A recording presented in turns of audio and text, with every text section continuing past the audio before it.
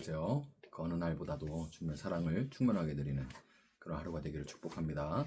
오늘 본문은 느헤미야 11장입니다. 백성의 지도자들은 예루살렘에 자리 잡았다. 나머지 백성은 주사위를 던져서 10분의 1은 거룩한 성 예루살렘에 살게 하고 10분의 9는 저마다 자기의 성읍에서 살게 하였다. 스스로 예루살렘에 살겠다고 자원하는 사람 모두에게는 백성이 복을 빌어주었다. 예루살렘에 자리를 잡은 지방 지도자들은 다음과 같다. 다른 이스라엘 사람들 곧 제사장과 레위 사람과 성전 막일꾼과 솔로몬을 섬기던 종의 자손은 각자가 물려받은 땅인 유다 여러 성읍에서 살고 유다와 베냐민 자손 가운데서 일부가 예루살렘에서 살았다. 유다 자손으로는 아다야가 있다. 그의 아버지는 우시야요, 그 윗대는 스가랴요, 그 윗대는 아마랴요, 그 윗대는 스바랴요, 그 윗대는 마할랄렐리요, 그 윗대는 베레스이다. 그 다음으로는 마아세야가 있다. 그의 아버지는 바룩이요, 그 윗대는 골로세요, 그 윗대는 하사야요, 그 윗대는 아다야요, 그 윗대는 요아립이요, 그 윗대는 스가랴요, 그 윗대는 실로 사람의 아들이다. 예루살렘에 자리 잡은 베레스의 자손은 모두 468명이고 그들은 모두 용사였다. 베냐민 자손으로는 살루가 있다. 그의 아버지는 무슬람이요, 그 윗대는 요에시요, 그 윗대는 부다야요, 그 윗대는 골라야요, 그 윗대는 마아세야요, 그 윗대는 이디엘이요, 그 윗대는 여사야이다. 그를 따르는 자는 갑배와 살레를 비롯하여 928명이다. 시그리의 아들인 요엘이 그 우두머리이고 하수누아의 아들인 유다는 그 도성의 제2구역을 다스렸다. 제사장 가운데는 요아립의 아들 여다야와 야긴과 스라야가 있다. 스라야의 아버지는 hil기야요, 그 윗대는 무슬람이요, 그 윗대는 사독이요, 그 윗대는 무라요시요, 그 윗대는 하나님의 성전의 책임자인 아히둡이다. 성전의 일을 맡아보는 그들의 친족은 모두 822명이다. 또 아다야가 있는데 그의 아버지는 여로함이요, 그 윗대는 블라야요, 그 윗대는 암시요, 그 윗대는 스가랴요, 그 윗대는 바수우리요, 그 윗대는 말기야이다. 그의 친족 각 가문의 우두머리는 242명이다. 또 아마세가 있다. 그의 아버지는 아사렐이요, 그 윗대는 아흐세요, 그 윗대는 무실레못이요, 그 윗대는 인멜이다. 큰 용사들인 그들의 친족은 모두 128명이다. 그들의 우두머리는 하그돌림의 아들 삽디엘이다. 레위 사람으로는 스마야가 있다. 그의 아버지는 핫수비요, 그 윗대는 아스리감이요, 그 윗대는 하사베아요, 그 윗대는 분니이다. 또 레위 사람의 우두머리인 삽부대와 요사밭도 있다. 그들은 하나님의 성전 바깥 일을 맡은 이들이다. 또 마따니아가 있다. 그의 아버지는 미가요, 그 윗대는 삽디요, 그 윗대는 아삽이다. 그는 감사의 찬송과 기도를 인도하는 지휘자이다. 그의 형제들 가운데서 박부갸가 버금가는 지휘자가 되었다. 또 압다가 있다. 그의 아버지는 삼무아요, 그 윗대는 갈라리요, 그 윗대는 여두둔이다. 거룩한 성의 자리를 잡은 레위 사람들은 모두 284명이다. 성전 문지기는 악굽과 달몬과 그 친족들인데 모두 172명이다. 나머지 이스라엘 백성과 제사장과 레위 사람들은 제각기 자기 유산으로 받은 땅이 있는 유다 여러 성읍에 흩어져 살았다. 성전 막일꾼들은 오벨의 자리를 잡았다. 시하와 기스바가 그들을 맡았다. 예루살렘의 자리를 잡은 레위 사람들의 우두머리는 우시이다. 그의 아버지는 바니요, 그 윗대는 하사베아요, 그 윗대는 마따니아요, 그 윗대는 미가이다. 우시는 하나님의 성전에서 예배를 드릴 때 노래를 맡은 아삽의 자손 가운데 한 사람이다. 노래하는 사람들에게는 날마다 하여야 할 일을 규정한 왕명이 내려져 있었다.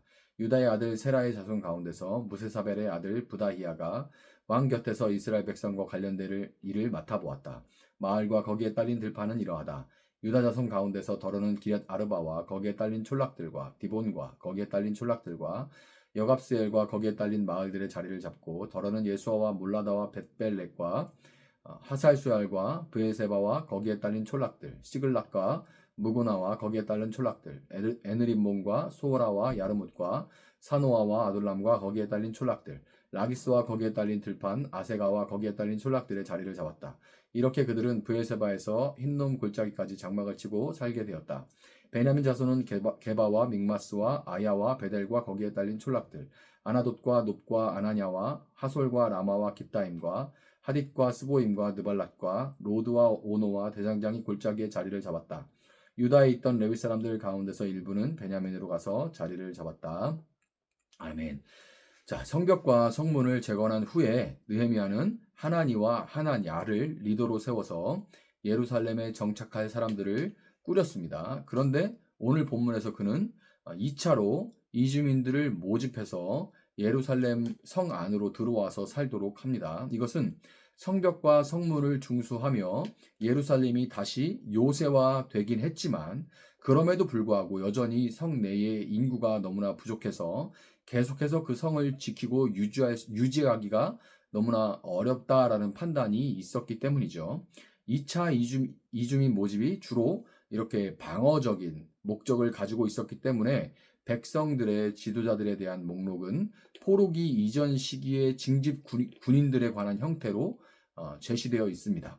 군인들을 징집하듯이 그런 목록 형태로 되어 있어요.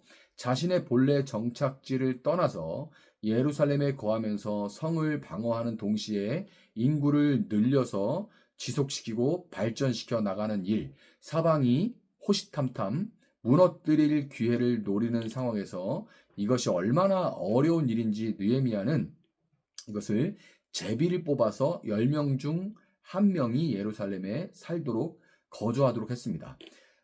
그런데 이게 그냥 이렇게만 진행됐으면 이제 10명 중에 1명 뽑힌 사람들은 굉장히 어떻게 보면 이제 큰일 났다 하고 가슴이 무너질 수도 있는 그런 일인데 이게 분위기가 바뀌어요. 왜 그러냐면 성경은 이 일에 자원하는 사람들이 있었다 이렇게 기록을 하고 있습니다. 스스로 예루살렘에 살겠다고 자원하는 사람들이 있었고 그들은 모든 사람들이 그들에게 복을 빌어주는 이런 일이 그러니까 이게 아주 갑자기 분위기가 아주 아름답게 된 거죠. 헌신한 헌신자들로 바뀌어지게 된 거예요. 선택받아서 헌신하는 사람들. 그렇다면 자원했던 사람들은 무엇을 위해서 조금 더 쉬워 보이는 길을 마다하고 좁은 길을 걸어갔을까요? 그들은 성벽과 성문이 재건되고 그로 인해서 이 성전이 구별될 수 있었지만 그럼에도 불구하고 건물은 어디까지나 건물일 뿐 그 자체만으로는 생명력이 없다는 것을 잘 알고 있었던 겁니다. 과거 이스라엘은 그 무엇보다도 솔로몬 성전을 중심으로 살았죠. 그들은 성전이 있는 이상 이스라엘은 결코 망하지 않는다고 믿었고 그런 믿음은 이제 점점 발전해서 선민의식으로 발전해 갔습니다. 선민의식이 돼버린 거예요. 그렇지만 성전과 제사가 하나님을 예배하고 거룩하신 그분의 뜻대로 살아내는 삶으로 이어지지 않을 때 성전은 그저 돌로 지어진 그냥 건물일 뿐이고 그 안에서 행하는 모든 행위 역시 그저 단순한 의무나 책임 이상의 아무것도 아니라는 것을 자원하는 자들은 바벨론 포로기를 통해서 뼈저리게 깨달았던 겁니다. 그들의 눈에는 이제도 성벽과 성문을 중수한 것에 그 자체로 만족하고 머무르려고 하면 한 번 개혁한 것이 지속해서 개혁으로 이어지지 않게 된다면 재요새화된 성읍 역시 비록 지금은 요새화됐다 하더라도